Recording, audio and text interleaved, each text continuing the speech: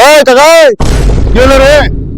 তোমার বেটা 5,000 টাকা পয়সা লিয়েছে আগুন মাসে, এখনো পর্যন্ত পয়সা দিলে না। পয়সা মেরে খাবা নাকি? হ্যাঁ, পয়সা পয়সা দিয়ে কি করেছে ও আমার বেটা? দেখ জয়না, পয়সা দিতে বল, অত শত আমি জানি না।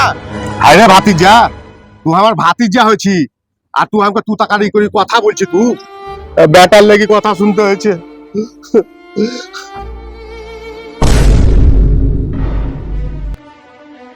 আরে ওই আসান তো ছোয়ার কাছে 5,000 টাকা কিসে লেগে লিয়ে হালি?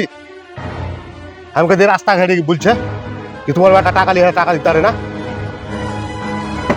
তুই লোকের কাছে দেনা করছি তো খাইটি খুঁটি শোধ করতে পারিস না, করে বাড়িতে বসে বসে গানে খাচ্ছি। আর কিসের লেগে পেশা ধরলি তুই? ওর কাছে ধার, ওর কাছে ধার, বাড়িতে কি দেখা যায় না? এত লোকের নিন ছালা দিছে। তুমি আমার কথাটা তো শোনো। আমি কোনো কথা শুনবো না তোর। তুই বাড়ি থেকে বের হা। আর মান সম্মানকে ধুলাই মুটাই গেলি তুই।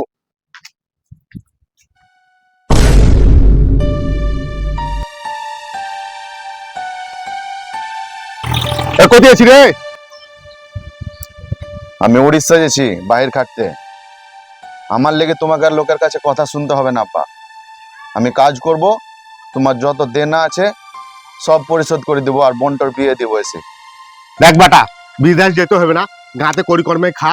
হ্যাঁ, আর বাপ বেটাতে মন দিয়ে কাম কর, দেখ অভাব দূর হয়ে যাবে আমাদের। তো 5,000 টাকা কিসের লেগে লিয়ে আলি ওই আসান্ত ছোড়ার কাছে? 5,000 টাকা কেন নিয়েছিলাম জানেন আব্বা? আপনি যখন আইসিইউতে ভর্তি ছিলেন হসপিটালে, তখন সংসার চলছিল না, কি খাবো না খাবো, ওই জন্য ওর কাছে 5,000 টাকা ধার নিয়েছিলাম আব্বা। তো আমি তো জানি না বেটা কি তুই এত বড় কাজ করে দিয়েছি। তো গঞ্জনা শুনছি তো আমি শুনি, তো তোকে বিদেশ যেতে হবে না।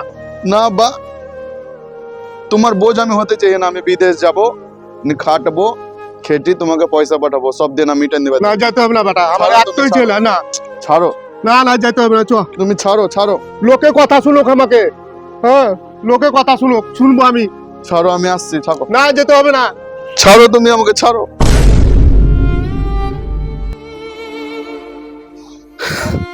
বেটা রে।